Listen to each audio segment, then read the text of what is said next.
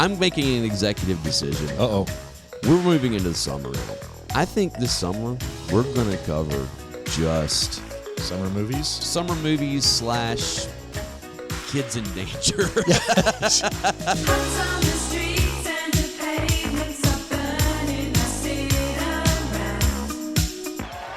Sweep the leg.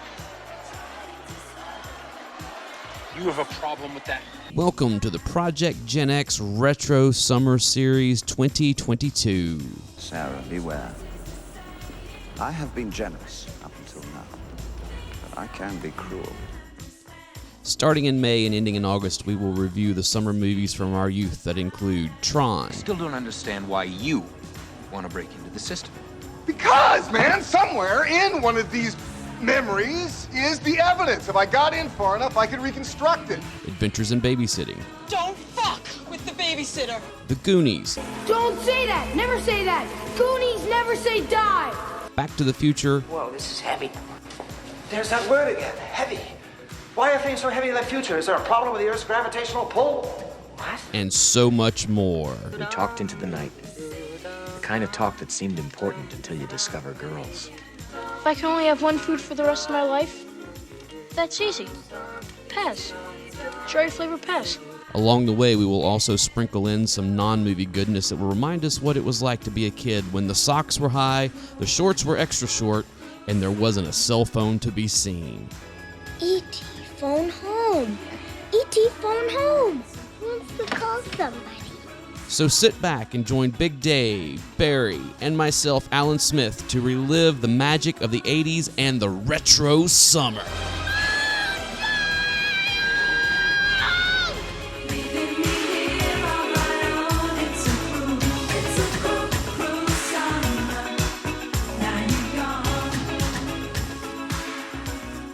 Welcome back to the Project Gen X podcast. I am one of your hosts, Alan Smith, along with... I'm the other guy, Big Dave. And I'm Barry!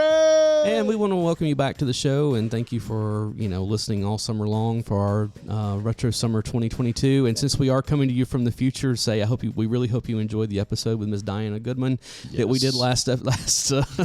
Yeah, of course we haven't recorded it when we're doing this, so we have no idea how that's going to go. She may hate us before it's over. Yeah, it's like she may walk off in the middle of the show before we have a chance here. But I blame you. It's all your fault. You know I what? probably will be, honestly. Preemptive strike. It's your fault, Alan. But hey, I'm going to say this. For our listeners that have been so dedicated to us, that have listened this entire summer long, we have a little present for you. Uh-oh. That's this episode. This is one of my favorite movies of all time. Still one of my favorite movies covering of all the time. 1985 or 5 movie, The Goonies. Yes! I'm excited. Because Goonies never say die. Absolutely. And don't say that. Don't say that. Goonies never say die. Calm down, Mikey. all Calm right. Yeah, and this is this is in some ways an origin story for Thanos. So I never thought about it that way, but he's not wrong. Barry, give us the stats before I give you the rundown. The Alan's rundown. That's right.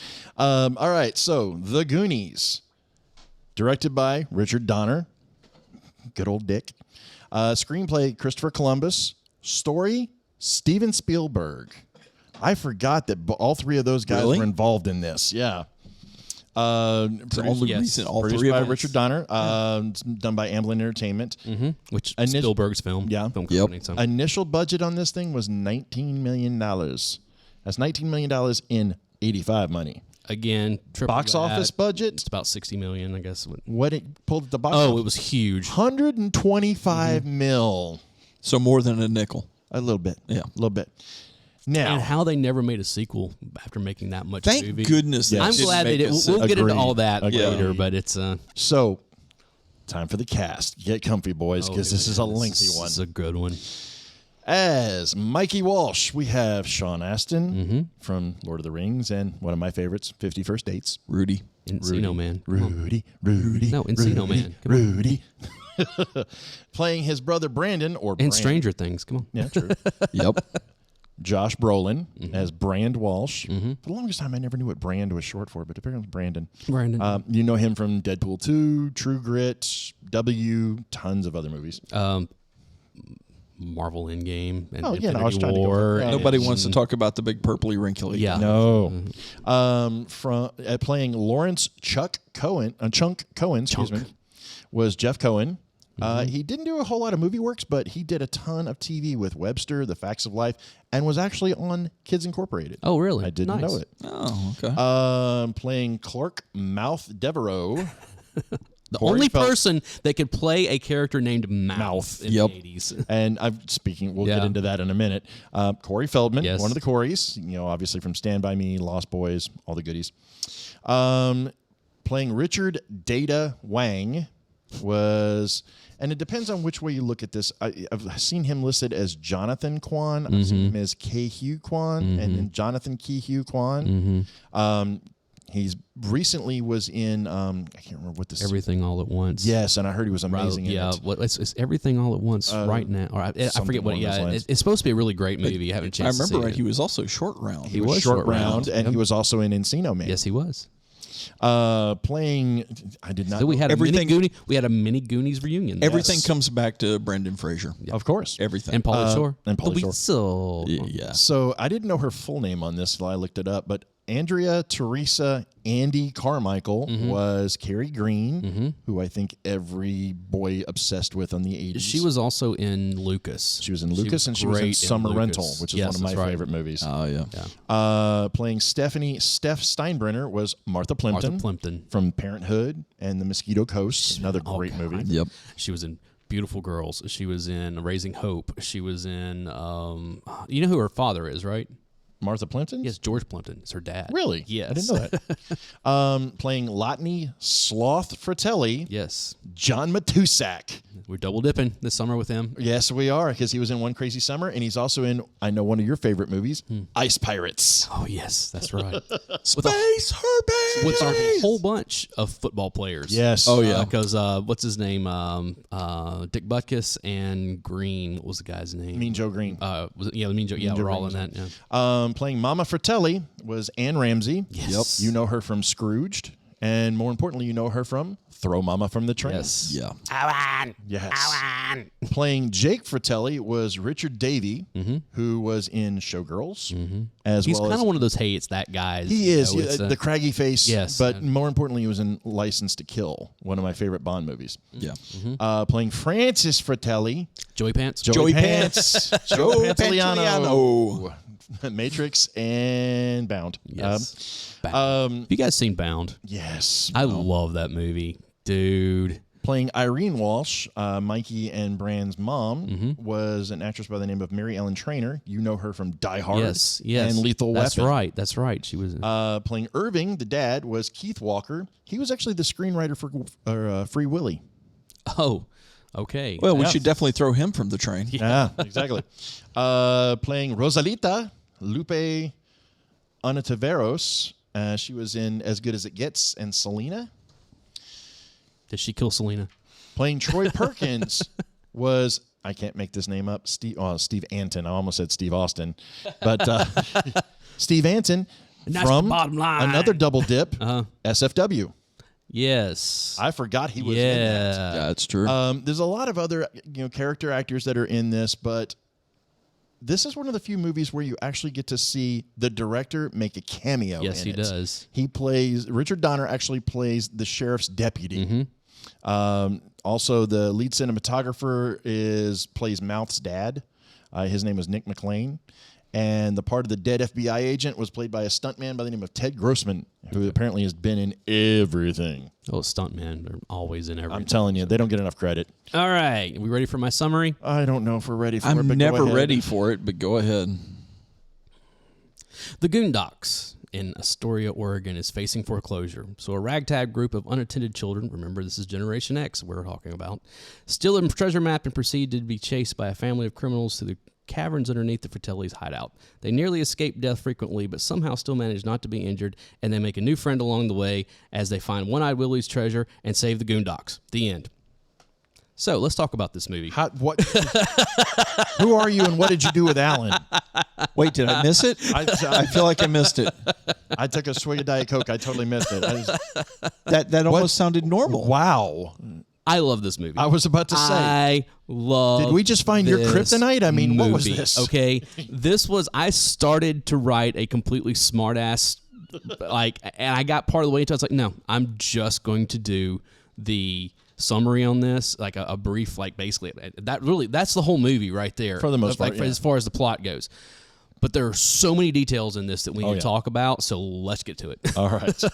Well, where do you want to start? At the beginning. That opening scene with the Goonies logo and how it the skull and crossbones it goes into the eye, and then you're in the jail. Mm-hmm. That is amazing. It is one of the most Richard Donner things that has ever been put on film. Completely agreed. Completely agreed. And God love him, Richard Donner, I mean, it was so funny how all this came about because apparently this was something that either Spielberg had been kicking around for a while or Columbus had been kicking around for a while. One of the two of them had wanted to do this type of thing. And Donner somehow was able, and from what I read in the cast notes and from a few interviews, they said it wasn't completely a smooth acting positions, but Donner knew how to work with kids, and he got the best out of every single one of these. Well, every single character that was played in this was so just perfectly sculpted. Richard Donner has the same magic that Spielberg did at a certain point in his career of being able to not only work with children, but actually get that childhood wonder on film. And there's a couple of things that he did in this that really encompass I'll that. tell you one of the things I'll go back to. Yeah. Popeye. Yeah. Okay? It's not a great movie. I mean, it is what it is, but it's one of those things that... Robert Altman. Was it Altman? It was Altman. Okay, it was Altman. Never mind. Well, never mind then. Never mind. Everything I said is wrong at this point. So, but to what you were talking about beforehand, normal. there's one infamous scene in this movie that truly they did in the first take. And, well, actually, I take that back. They did in the second take. Is the scene where the kids first see the pirate ship. Yes. Yeah. And Donner specifically did not let them see anything about this until that moment because he wanted to encompass that moment on film. Well, and when they did it the first time, one of the characters yelled out, "Oh, shit," and they had to cut it and refilm it. I don't know why, because let's be honest. This is one of those movies that goes into the category of if it hadn't been released in either the 70s or 80s, it would have never been made because, when the jailbreak at the beginning of it and when they're being chased through the town and Chunk's at the arcade and he sees the police chase, slams his milkshake and the first thing out of his mouth is, "Oh, shit." Yep. I remember being in the theater with my mom. I'm 10 years old. Yeah. Was just 84 or 85? 85. I'm 11 years old. Yeah. And my mom just being like, "Oh, what have I gotten myself into here?" This was a PG movie. Yeah. I mean, now, and there's really nothing that's worse than PG in this, but it's still, this was even after the PG-13 had been implemented. Yeah, it was a year afterwards. But it's just, this is not your typical kids movie. And this, honestly, is kind of the template for our retro summer 2022, when we first started kids talking unattended about / kids in danger. This was the first one that we came up with. I mean, it was just one of those things where it's like, no. These kids are in imminent danger for the entire movie. Yeah, absolutely. Everything, and there's not a parent to be found. No, and they are they're basically depending on being self-reliant. They should have not only died, but at least come away with multiple compound fractures and concussions. Still in therapy. And might have stitches. And might have lost some limbs. Still in therapy. Still in therapy. I mean, and not to mention, one of them has now invited Sloth without consulting his parents to come live with him. You're going to come live with us now. Which is the sequel I want to see. Oh yeah. No doubt. The Chunk and Sloth road trip movie. Yes, exactly. Oh my God. Or buddy movie. I know. Jeez, cop movie. Buddy cop movie. Yes. Buddy cop movie. Yes, I want to see the Chunk and Sloth buddy cop movie. That would be amazing. Slob and Sloth. Riggs and Murdoch would have nothing on these guys. Okay. Yes. Yes. Which, by the way, okay, I know we're going to be jumping around a lot in this, but you brought up something there that I loved. Speaking of Sloth, did you catch the 2 T-shirts that Sloth wore in the movie? Well, only 2 of them. One of them was Superman, right. which was a Richard Donner movie. Yes, it was. The first time you see him, he's wearing an Oakland Raiders shirt. He played for the Oakland Raiders. Because Matusek played for the Raiders. Yep. You know? I guess at that time they were the L.A. Raiders, though. I don't remember. I think so. And by that point, they would have been. I think maybe. Yeah, because they moved in the early 80s. Let's just go ahead and refer to them as the California Raiders. Yeah. Because now they're the Las Vegas Now Raiders. they're in Vegas. So. Now. No, that's what I'm saying. Is because when they were in California, it didn't matter if it was L.A. or Oakland.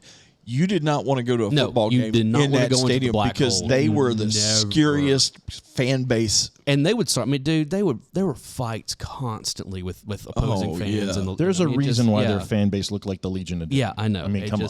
They were, well, and you got guys like Lyle Alzado playing for you. That's Howie Long. I mean, these guys were like no joke. And then they got neutered and moved to Las Vegas. Man. All right, so back to the movie. Anyway. There is so much to unpack in this movie. I mean, again, you're talking about the idea of that group of friends that somehow fall together. Right. You know, which, let's face facts, everybody had that one group of friends at some point in time in their life that you have no idea how in the world you became friends, why you're friends. Well, in this you're movie, just friends. in this movie, it's fairly obvious because it's by location. They all live in the same neighborhood. It is, but it isn't. Yeah. Because, I mean, yes, they live in the same neighborhood, but they have nothing in common. Yeah, No, but nothing. But look at the time period. I had friends that we were friends because we lived in the same neighborhood. Right. Well, we had nothing in common. there was, but there was nobody else to go hang out with. In this time period, I had a neighbor who, like, what she did for a living was that she was a nanny. She kept kids. Yeah. Right. So during the summer, I knew that I was going to have friends. Yeah. That I pretty much just saw during the summer, but I knew we were going to go on all kinds of, in our minds, they were much grander adventures than they actually were, but there was going to be all day long playing and just having a good time. Yeah. And that's kind of the same thing here, and completely unsupervised. Sometimes you're right. Don't come home until the street lights start coming on. Type Sometimes stuff. you're simply comrades by proximity. Yeah, I know. And so, Well, and I have to say that while this movie is a bit of a time capsule, Very you have much to so. admit there's a lot of references that you're only going to really yeah. understand if you were alive during that time period. I still say that this movie is timeless because I'd go watch tomorrow. Absolutely. I could show this to my this movie 17-year-old nephew and holds he'd up love it. so I may go home and watch it tonight. I mean, my it's- kids again? Yes. There's so many. I mean, even the little elements like, what was when they were accusing Chunk of the lies that he's yeah, told. you said that Michael Jackson stopped at your house to use the bathroom. Okay, Yeah. I lied about that. But his sister did. That time you ate your weight in Mr. Gaddy's pizza. I know. Or Godfather's pizza. Godfather's pizza. Yeah, Godfather's that's pizza, right. That's yeah. right. Yeah. I know. And this all very mid-'80s Oh, yeah. type stuff. Well, and on top of that, did you catch the fact that this is now, they've established with this movie the Donnerverse? Yes. The fact that when Chunk calls into the police and is reporting what's going on, I want to report a murder. Oh, yeah. Because He goes- how about gremlins? He says, yeah. what about those time they told me those little creatures, all those little creatures that just multiply when you Yeah, throw water I know. on them? Yeah. Because this was a year later. This was the Donnerverse. This Yeah. was the beginning of the Donnerverse. So, Which I think we should go back and explore at some point. Oh, well, no, seriously, I won't. Is Donner still alive? I don't know. I'll have to go back and look. I don't remember. I know Altman died a few years back, but Yep. since I confused them so much. Yeah. I'm checking on it now. I think Donner might have passed. I could be wrong about that. I hope I'm wrong. No. It would be awesome though if he decided to go full Marvel MCU And create his own universe. It's all right, what have I directed? Well, it's all together. You either get Marvel or you get Tarantino, so you have to be kind I'm of fine careful with on Tarantino that. So. as well. He's gone. He is. That's what I thought. July 5th, 21. Oh, well, just recently. Recently. But last summer. You were talking about the birth of Thanos. Yes, this was Josh Brolin's first movie. Yes. and all right, let's talk about Josh Brolin in this movie. Obviously, he's the older brother of Mikey. Of Mikey. Yeah.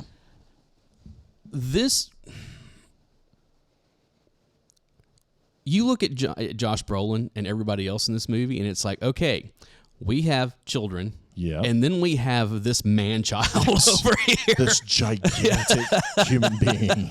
That, okay, one of these things is not like the other, and it's perfect because he is that older brother or that older cousin like I had. Yeah. That was oh, yeah, I'll give you crap, but nobody else better give you any crap And was whatsoever. there a better scene than when he stole that little girl's bike? Oh, I You see know. this huge human being trying to pedal on this little bike. There's that great scene after everybody leaves, and the developers come around and blah, blah, blah. Yep. And Mikey's out on the porch and he's starting to cry because it's like, we're going to lose this place.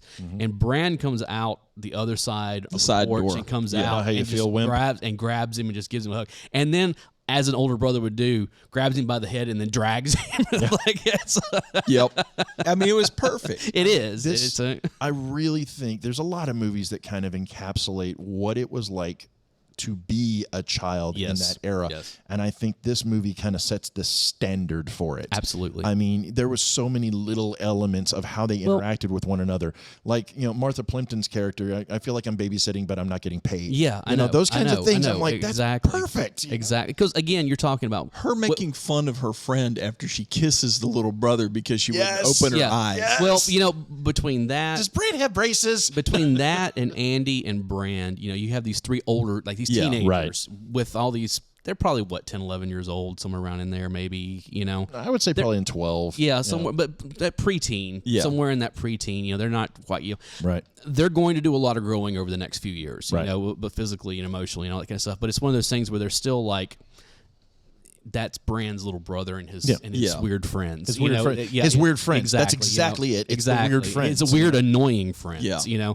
But I mean, she makes fun of her friend for kissing the little brother. But when the little brother comes out, she's actually like kind of laughing. Over here, lover boy. Yeah, and taking care of him and making sure he's going the right direction. I know. So It's like I've always loved Martha Plimpton. She is one of She those comedic actors. timing. Well, but she's also one of those actors that you can like take her and drop her into a movie or a television show or something, and it's like, this just got better. Yeah. Like, this got a lot better. Oh, it's like the other actor that we talked about not long ago. That Which one?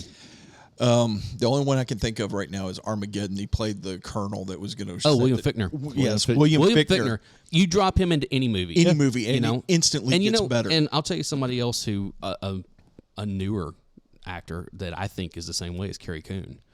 Yeah, I think I can see that. I had because when Ghostbusters Afterlife, I didn't realize she was in that movie. As soon as she came on, I'm like, oh, this is gonna be good. Like, I had no doubt. I was like, hey, with her here, this is gonna be fine. That's Martha Plimpton, I think is kind of one of those kind of. She's a great actor. She's highly underrated. I agree. And I say, because one of my favorite movies is a movie called Beautiful Girls that came out in '96. Yes. That you keep talking about. Yes. Now, we are going to cover it on this show. That's a great movie. But she, again, she's not one of the main, because it's kind of an ensemble cast, but she's kind of in like that second tier of it. But every time she's on film, it's like, no, I understand this character. I understand why she's doing the things she's doing. Right. And she's not wrong. And she's still emoting like you wouldn't believe. Right. It's just so good in it. Anyway, well, and you want to talk about some great casting on this. I mean, this just everything about this was so perfect. I mean, let's talk about Mouth for a minute here. Corey Feldman. Mouth. Okay, so first what off, a great nickname. Not only was it a great nickname, Corey Feldman character. I found this out. Do you remember the scene in the movie towards the end of it where the Fratellis have captured them and they're getting You're the one they call Mouth. Why aren't you saying anything? That was legit. Everything that he had in his mouth was in his mouth. That was shot in one scene, one take. Come on, spit it out. I was blown away by that. And everybody had that smart ass friend that just thought he was. Ours is sitting here at the table. Exactly. I knew to my immediate left. But but everybody had that one guy that you kept around that you knew was going to get you in trouble. You knew his mouth was going to. All right. I'll say this. Even now in our middle age, I am still that one friend that you guys have. That's oh my God, if he doesn't shut up, we're all gonna have to fight our way out of here. We are gonna die. we may start calling you Mouth after this. Actually, but it's better than being Chunks. Well, we could take these characters apart piece by piece, but Mouth was one of my favorites just because of the fact that he was so quick-witted, and he was this weird kind of like amalgam of knowledge that nobody would have ever expected. Yeah, would absolutely. you ever expect Alan to know how to speak, Spanish fluently? I mean, come on, Whether or not he was actually fluent in Spanish is a whole other thing. Well, but I mean, he knew enough of it. Well, he knew enough. And the whole scene with Rosalita where he's telling her, always separate the drugs. That still cracks me up. The same thing with Mouth. I know enough Spanish to get myself in trouble. Well, there you go. But, we talked a little bit about Mouth. We talked a little bit about, Brandon and Mikey. But let's talk about Chunk and Data. Chunk. Okay? So we'll start with Chunk. Okay. So every group of friends has that one friend that likes to thinks they're bigger than they really that are. likes over to exaggerate and tell a story, stretch the truth. Yes. Yeah. Never let the truth get in the way of a good story. There you go. That's a good way to put it. Every friend group has one of those. We're not going to start naming names here, but it is one of those. Why are you looking at I'm me? not I looking feel at you. attacked. I'm just saying because it's not true. We've all had that. No, friend. He's right. And it's one of those things where you kind of get into the whole: is it the truth or is it that person's truth? You know, and it's kind of a all right, you know. And the casting for this with Jeff Cohen. I mean, Jeff Cohen was a relative unknown. Yeah, nobody. Well, you know what's so funny is that like they kind of like played him as the fat kid, and he wasn't fat by any stretch of the imagination. Did you know he was that just a little? He was growing. He was gonna. He had all his baby fat, big whatever. Yeah, we all were. But did you notice when he did the truffle shuffle, that poor kid had chicken pox while he was filming this, and was still infested with it. They were going to rewrite him as a different character, and he's like, "No, I'm going to do this." So hats off to Cohen, the fact that he played his way through this while still suffering with chicken pox. Right. And good on him, because now everybody else is infected and they go ahead and get it out exactly. of the way. Chickenpox party. Chickenpox party. Yeah, another great Gen X thing that our parents used to do. Oh, your kid has chickenpox. Let me bring my kids over so he can get sick too. Yeah. Thank you for setting me up for shingles later in life. So good plan. But yeah, I mean, Chunk, and then you got Data, who I love. Yes. Data was my favorite. I think we all wanted to be Data because all the inventions that he had and stuff. He was the James Bond. Right. He was the Q. He wanted to be Q, He was the Donatello of the group. Exactly. He was the Donatello. That's perfect. He was the Donatello of the group. Yep. And the fact that none of his stuff worked. Yeah. None of it worked. That's not true. None of it worked the way it was supposed to work. I mean, the pinchers of life saved him from the spikes. Pinchers of power. Pinchers of power. Pinchers of power saved him twice. Okay. Yes. One in a way he wasn't expecting. So. I still love the little dart gun that was to the belt where he's testing it out and he fires it at the dumpster and he starts pulling the dumpster towards him. Yeah, I know. It's luckily it catches and drags him out of the way of the car chase. Exactly. Yeah. And that's the other thing. You want to talk about how, that opening sequence. The opening sequence all this stuff. You're basically introduced to all the characters in their kind of environment. Exactly. Yes. During the car chase. Exactly. Yes. And it's really kind of just a unique way to introduce these people without. Again, it's a very Richard Donner. It is, to do. but it works. It is great. So. And then you get into so we've talked about Chunk, we've talked about Data, we've talked a little bit about Brand and Mikey. Let's get into the ladies. Andy was that. I think everyone knew this girl either in middle school or high school, who everyone was in love with, but she couldn't quite understand why. That's the kind of vibe that I got from Carrie Green through this movie, is that everybody was just kind of obsessed with her. Jen. Barry's not going to get that whatsoever. Gone. Everybody else that knows Dave and I knows exactly what we're talking about. So. But hi, Jen. But I think she does listen to the show sometimes. Hi, Jen. High up there in Canada. So it's. But I think this was just a very sweet moment, because I've had talked to many people about this movie, and I've had several people that have told me that was their favorite character because that's who they associated with. She was not comfortable with all this attention. She didn't get it. She just wanted to be who she was. And the whole scene with Troy trying to look down her shirt with the rear view mirror and all that other kind of stuff. I mean, it's got to be an awkward. It's that, of course, we're three guys sitting here talking about this, but it's kind of that someone who is coming into their sexuality. Yeah.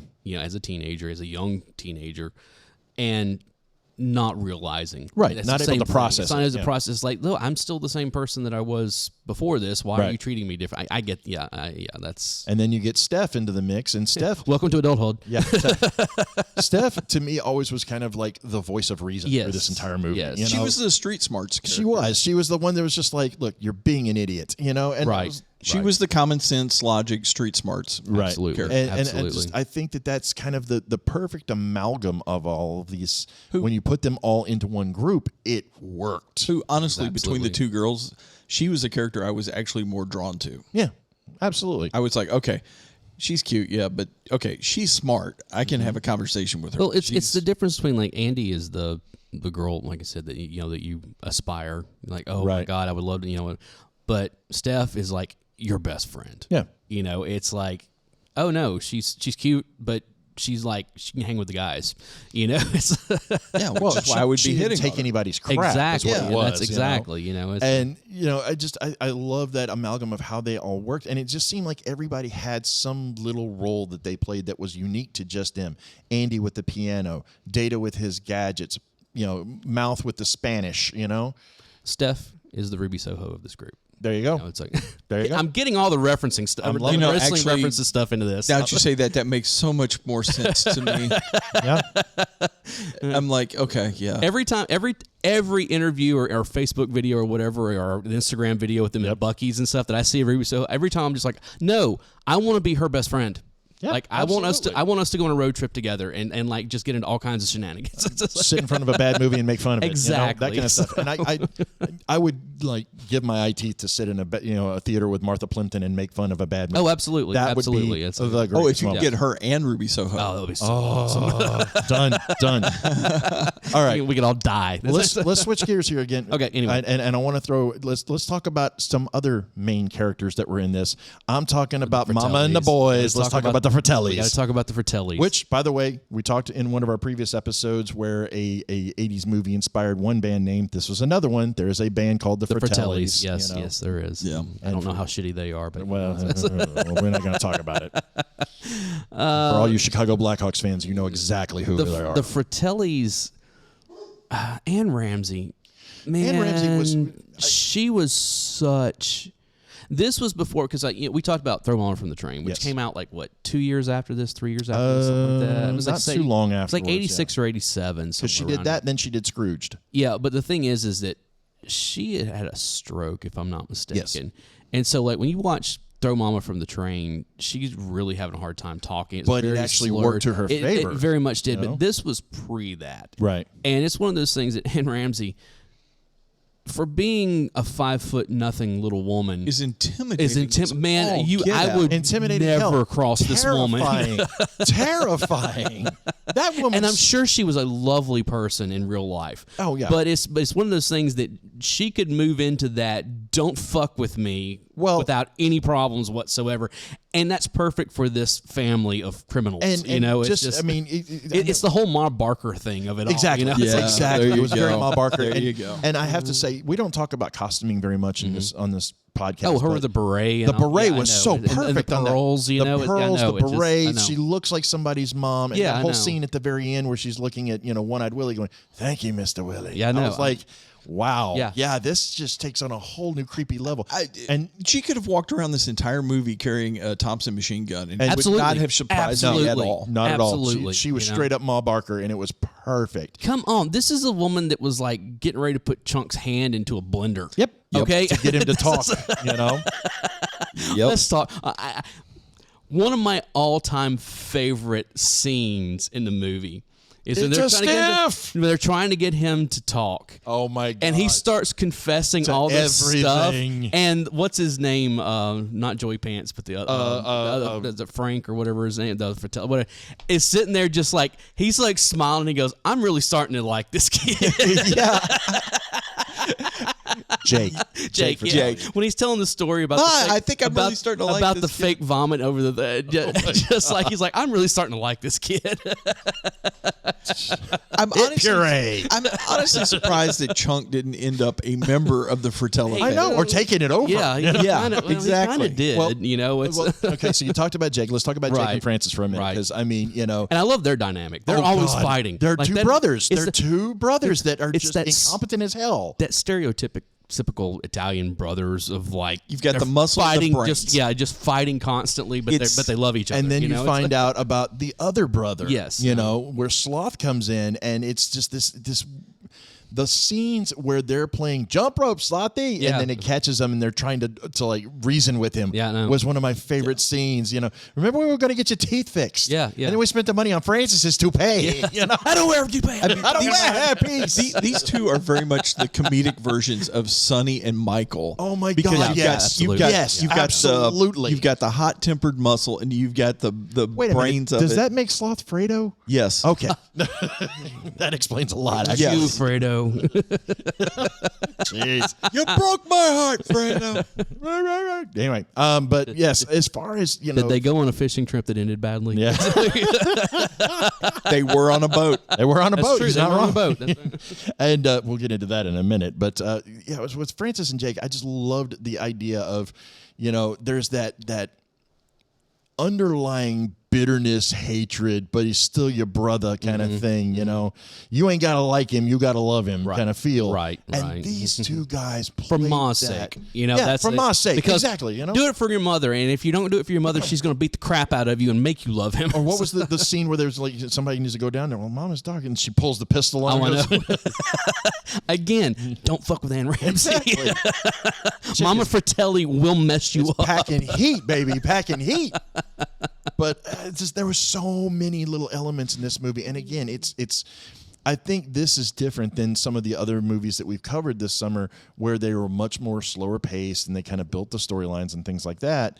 Where this one was just foot to the floor the minute it started to the minute it ended. In a lot of ways, there is a little downtime, especially when they start talking about the whole One Eye Willie thing. Yeah. But here's the thing: it's not slowly paced at all. No.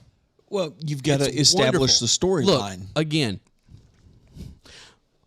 when we talked about the Never-Ending Story a couple episodes ago, and I talked about that BS scene where Bastian goes and screams into the storm, Okay, no.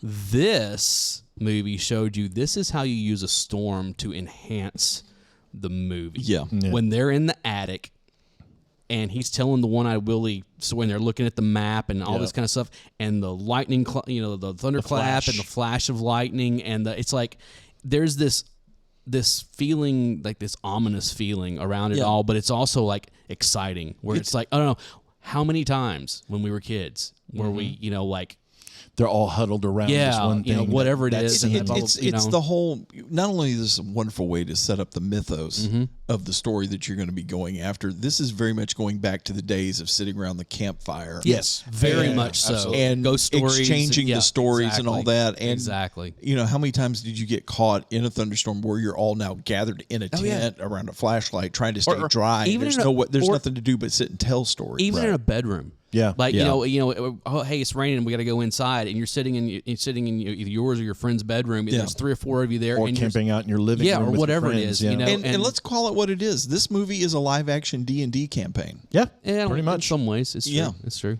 I mean, everybody was a specialist, so yeah, it kind of makes sense. It's true.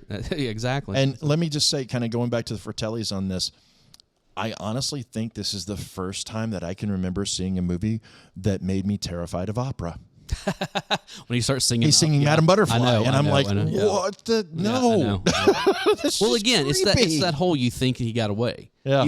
Chunk's going for help. He's going for blah blah, and one car he flags down is the Fratellis. And it's well, and when he notices it, did you hear what the transition? Mm.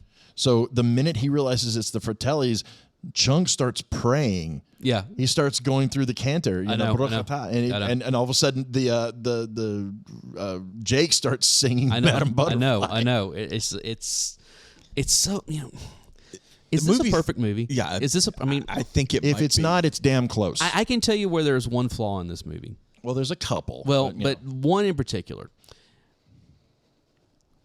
At the end of the movie, yes, when they're on the beach and reunited with the parents, and all that stuff. You're going to talk about the octopus? Yes. Yeah. And I remember, there's a reason for that. I did not catch that when I initially saw it. The way that I caught that was, again, I think my cousin had the storybook. Yep. And there was, because it was one of those things with the storybooks, it was like, 25, 30 pages or something like that. Yeah. And they would have pictures, stills from the movie and stuff.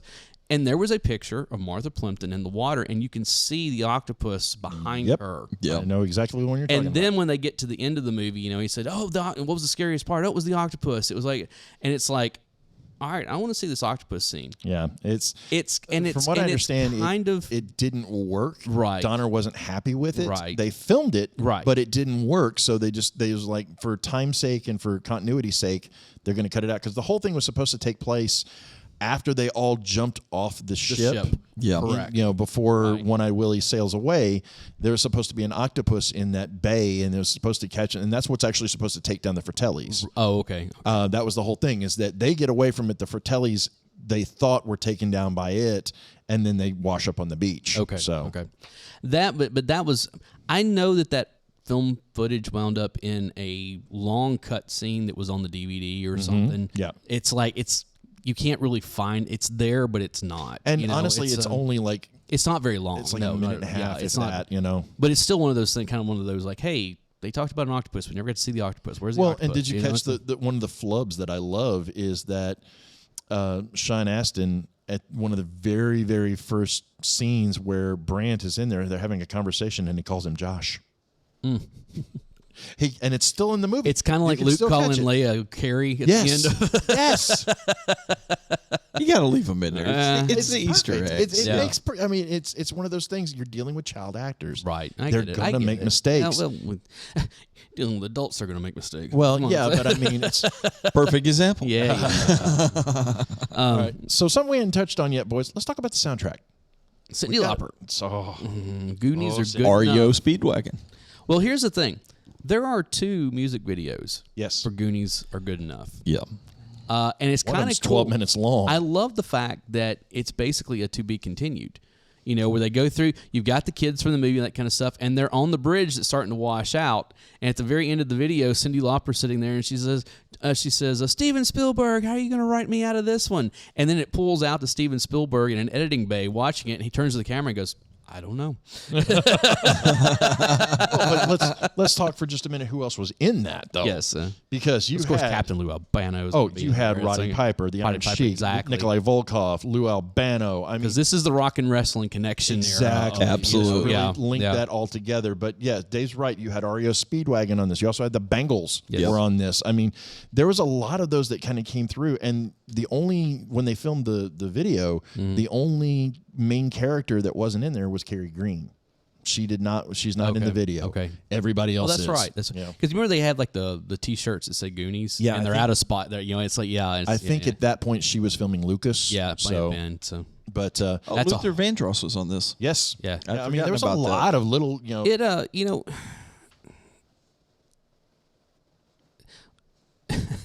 there are some great moments in this movie. Okay? When they're going through the caverns and they realize that they are in the wishing well. Yes. That speech that Mikey gives about all of these are somebody's wishes. These are, And then Mouth.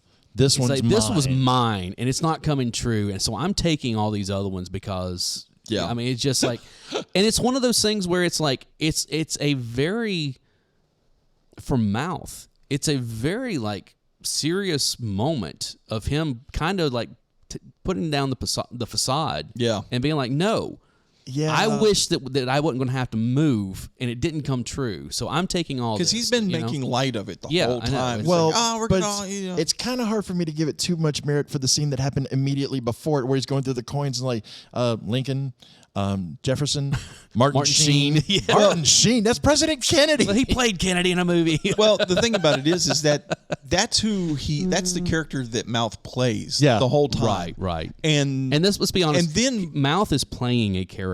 Oh, yeah. That's because that's his defense mechanism. Right, exactly. Absolutely. And then very Gen X. And then when Mikey turns around and goes, no, you got to leave him here. That's when Mouth gets pissed, and it's like, no, screw you, dude. Right. He goes, and that's when you see the switch flip. Right. Instantly. And right. It's like, and hey, no, screw you. Everybody's been dealing with this thing in their own way. Yeah. And now he's tired of putting on a brave face. Basically, right. Is what it comes down to. All right. Well, there's 2 things we got to talk. Well, actually, there's a couple more. But there's more than a couple. Yeah. Well, one, you were talking about the reunions. There's actually been a couple. There's been a couple. Reunions. I know they did one in Astoria where they actually got together to watch the movie. That's in what? Well, they've done a table read of the movie. 405 or something like right, that. Right. That's when they actually made Goonie Day, which I believe is June 7th. Yeah. But recently, in 2020, and love him or hate him, picture, Josh Gad actually did the a table thing, read. The table Well, I read love where he Josh got it's Gad. called I mean, Reunited that's a- Apart, where it was designed to raise funds for the Center for Disaster Philanthropy, and they had all the living cast members come back together on this. They also had Donner, Spielberg, and Columbus. Even Cyndi Lauper made an appearance on it. And I was like, "That's really They've got to freaking have cool." Cyndi Lauper. I remember I mean, watching this. I was like, I am totally watching. That was so friggin' that cool. song is so integral, like woven into that movie. Yeah. You just have to, you know. Well, and they also did another a virtual reunion when they did the broadcast for a bunch of different outlets, Right. where they were doing the table read again. And the thing that I loved was that they had other people that were imposing the people that had passed, like Josh Gad did the voice of Sloth. Kristen Bell did Irene Walsh because that actress had passed away. But the best one was Mama Fratelli was Jean Smart. Oh yeah, I can. Yeah. And the narrator on all of this was Carrie Elways. Nice. I was like, that's pretty good. Do you remember the photo that went around a few years ago? It was Sean Astin and Corey Feldman and the guy that played Data and the guy that played Chunk. Kwan. Yeah, and Chunk. And they basically reenacted the whole, like, they're standing there with the map. Oh yeah. Oh, okay. And it was like, okay, that right there is all the reunion I need.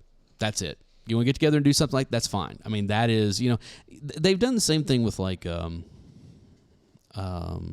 Sandlot. Yes, where they've gotten out there playing baseball, or they've had them like at certain parks where it's like, hey, we're going to have this day where we're going to have, you know, it's Sandlot Day or whatever. They do that whole recreate the photo. Yeah, exactly. And I'm like, I'm down with all that kind of stuff. I just don't want to see actual sequels. We did kind of get a sequel to this movie though. It was a Nintendo game called The Goonies 2. Well, it's terrible. Yeah, we were gonna. I was saving to go into the sequel talk as well as the games. And there have been multiple. There was it? Goonies Never Die was supposed to be gone into 20 years ago or so. It's Datasoft is the company that actually owns the rights for this, and they had a Goonies video game for. Because you got to remember, in the 80s, if you had a successful movie, there was probably a video game at least to one. It. Yeah, you had to have one. Yeah, but they did. There was a Platoon video game on the Oh NES. god, it was horrible. I know. But because they sold it over to Konami, and Konami was the one that actually made it for the console devices. Right. They had it was in ‑86. They made the one for Nintendo, the original NES. That was the Goonies, and then they had this weird one with Goonies 2, where for some reason Andy is a mermaid. Sure. I was like, what? What was this? Because video games. Okay. I was Curse of One-Eyed Willie. Yeah, it's just strange. And I mean, they've had several other video games, even up as recently as 2007.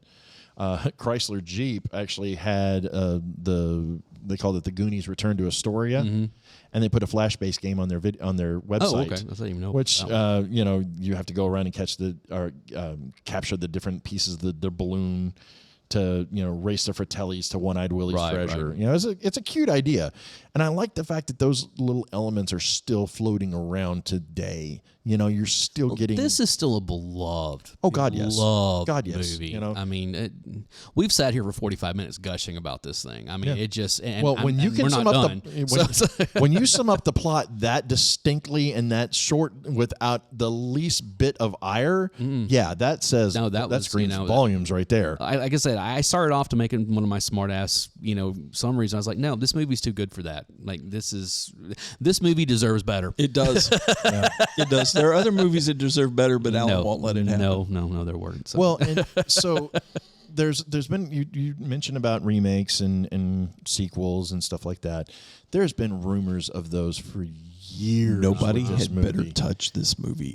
Well, that's the funny thing is they'll start one, and then one of the cast members will say, "No, we're not going to do this. We're not going to do this." The only and I'm glad the cast they just is leave saying it like, as no, it is. no. You know, they don't want to do anything now. God, I hope they never do a remake. There is one exception on this. that I would have loved to have seen.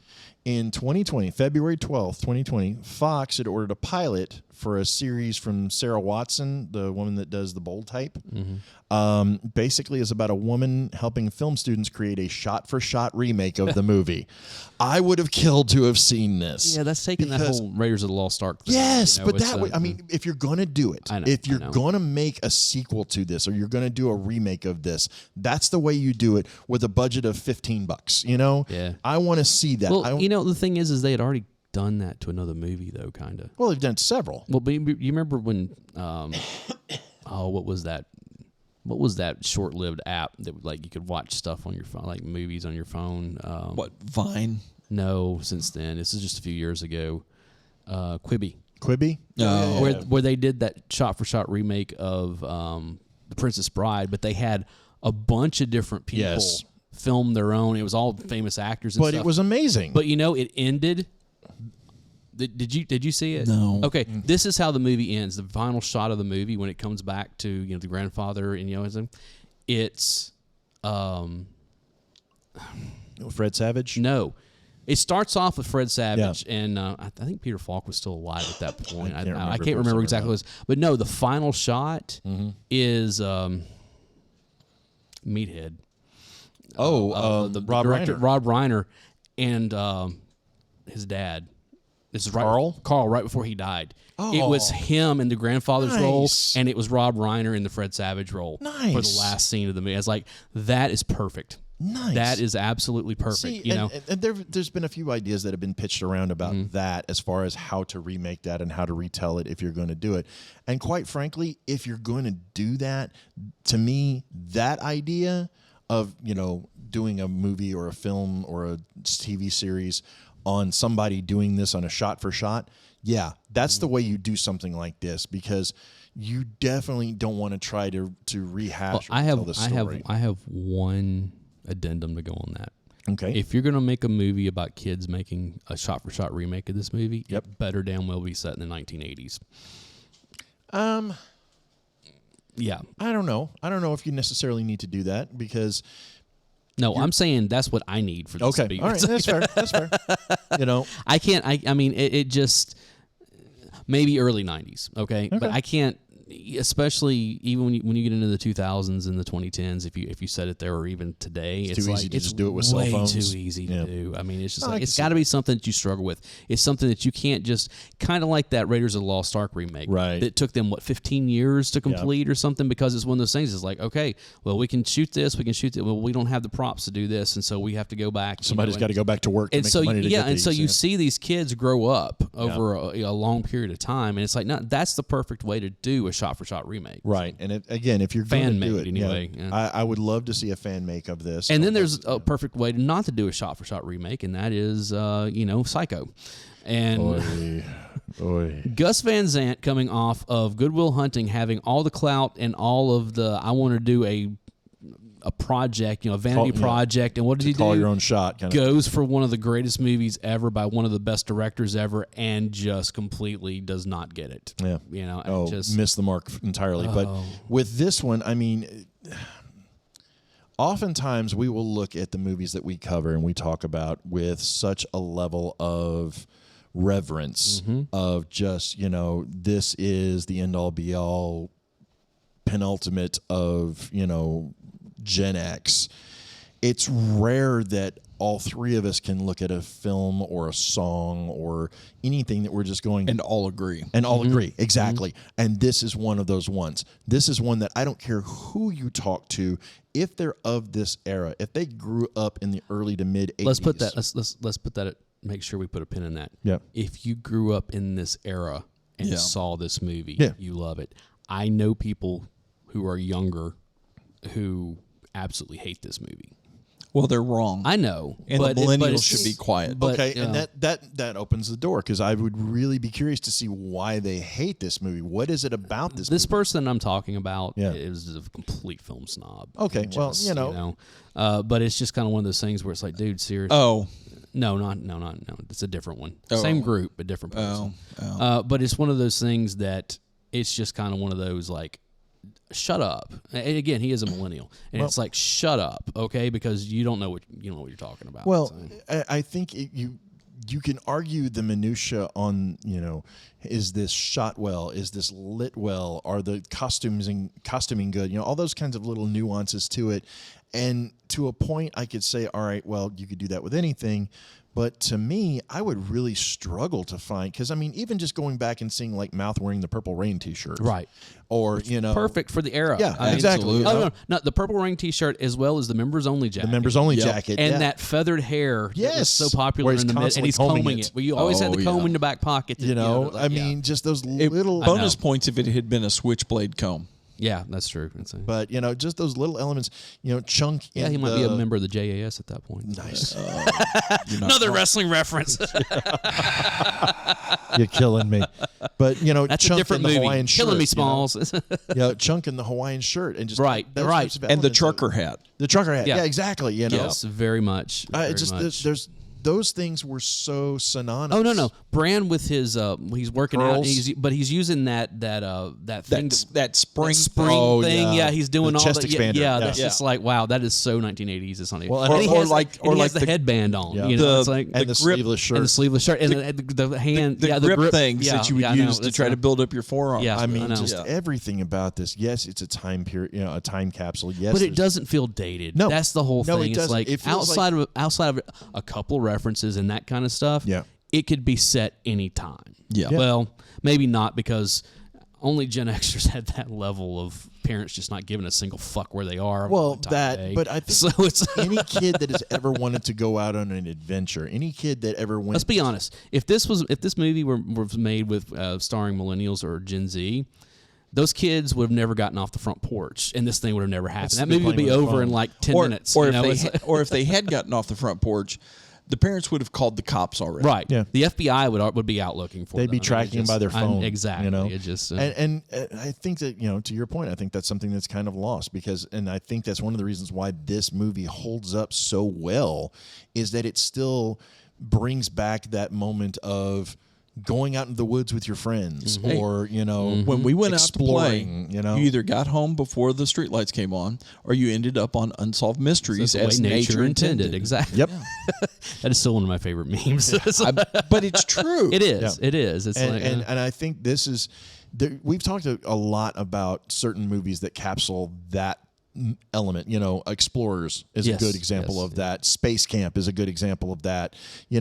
Those types of movies where it's these kids that are forced to kind of figure stuff out on their own, and that whole exploration element of it. And I would love to see something in modern day try to show what that's supposed to be. Why do you just want to have people sitting around with their phones Googling stuff? Well, but even that, to me, you take that element, and also, believe me, with the fact that we're all carrying around a supercomputer in our pocket, it's one of those things where you have to disable that somehow to even make the stakes even seem like they matter. You mean having them go through tunnels underground where it's about a mile deep where you can't get a signal? Okay, that's fine, but it's one of those things that's a great plot device. Or you land in a giant puddle after going down the coolest water slide ever.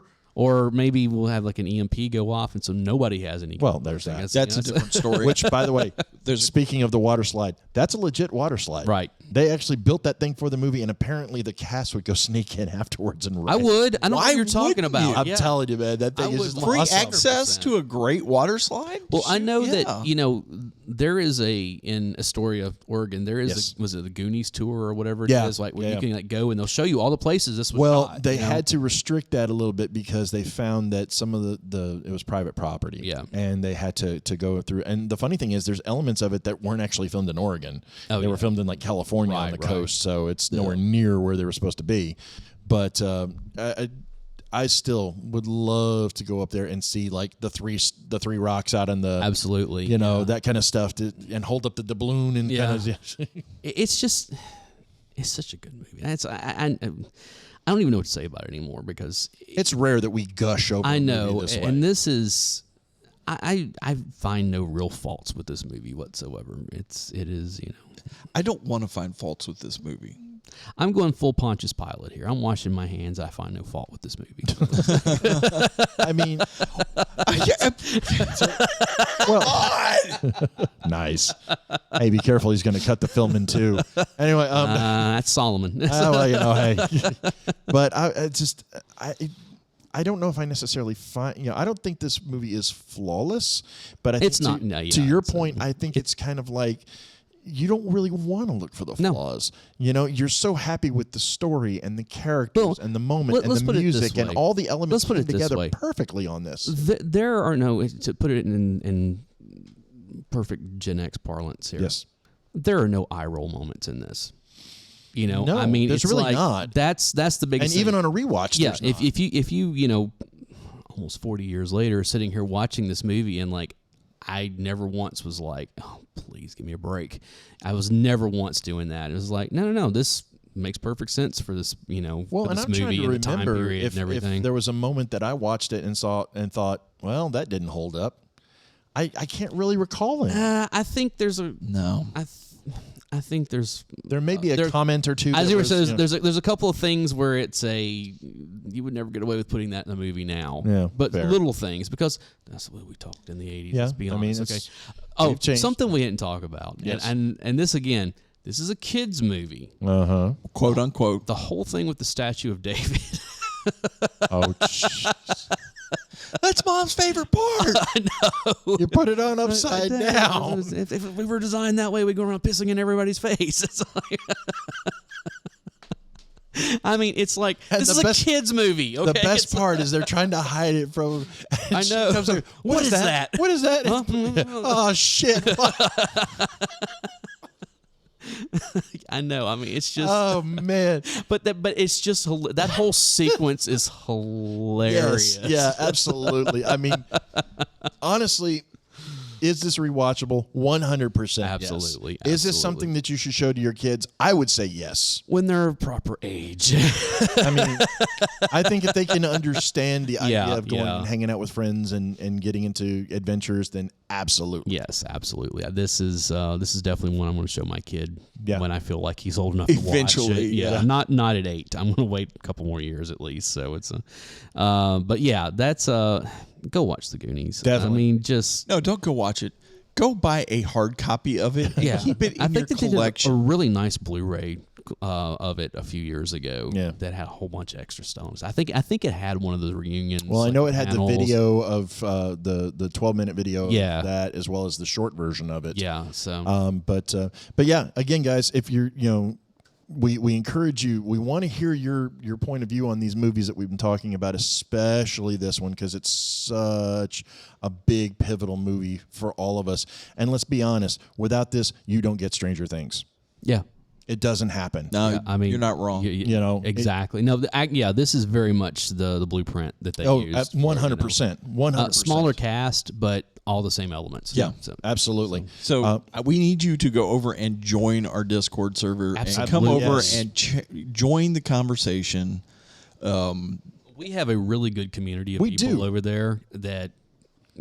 And they have a lot of fun. Especially. Yeah. I mean, she is constantly posting She stuff. brings and, the best Halloween stuff She ever. brings the best everything. Over there, you're not wrong. I mean, I don't know. that I is kind of like my giant inflatable Michael Myers. that one. was pretty cool, Dude, I'm so thinking about getting one of those for the house. But we have her. We've got Stupaka and Butter Spider and Hold on, I'm bringing. what's her name? Blueberry Sparks. Muffin 77. Oh, and yeah. Sparks. I mean, yeah, and as well as of course, the three of us are on there, and our Bry Guy, and the infamous Amy, infamous Amy, which or the fiance, which I told her that you can't change that once you. Well, now it's become the financee. The financee. There you go. Yes, there you go. Makes perfect sense. There you go. But yeah, but as well as so many others, Yeah. I mean, and we have fun over there. We have and a also good time. email us. I mean, please absolutely. email us. We would love to get. Oh, we Go to our forgot Instagram, we forgot about CXK. Oh yeah, Yep. and go to our Instagram. We have links for all this stuff in the Yes. show notes. We go forgot there. about Fast Car. And we just, it's such a Rolling. great. All right, you're gonna go through and Sparky name 85. everybody. Oh yeah. What is this? Like the Mickey Mouse Club? You doing the roll call? Exactly. What are you doing? Hey, they're active members. They deserve to be noted. Fair point. Yeah. Fair and, point. and we get John from GXG over there Yes. on occasion. He comes over and shakes his fist at Yeah, us. pretty much. It's like, didn't we teach you any better? It's the older brother. He's the brand of this. That's it. That is it. That is 100% it. Oh my gosh, John! If you're listening to this, congratulations, buddy. Get you a chest expander. There you go. Okay. And a headband. You're gonna grow up to be Thanos one day. So. And you'll be pissed at Deadpool, so you'll be fine. That works. I am Deadpool. All right, guys. Thank you so much. I'm Alan Smith. I'm the other guy, Big Dave. And I'm Barry. And we will see you next time because Goonies never say die. See ya.